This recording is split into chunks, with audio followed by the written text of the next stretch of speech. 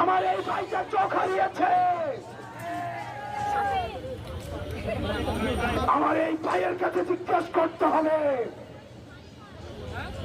তারা বলছে আমাদের যেহেতু যতদিন না পর্যন্ত নির্বাচন হয়, তারা যদি সরকার গঠন না করে তাহলে নাকি এগুলো অব্যাহত থাকবে। ব্যাপারটা হচ্ছে এমন,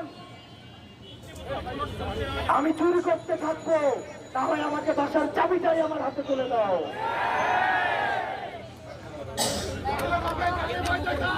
আপনারা জেল থেকে বের হয়ে বলছিলেন মাসুম বাচ্চারা,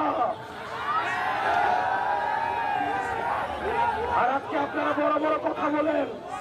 আজকে আপনারা মুজিববাদের ঠিকাদার হয়েছেন। আমরা দেখছি বিএনপির আরেকজন রয়েছে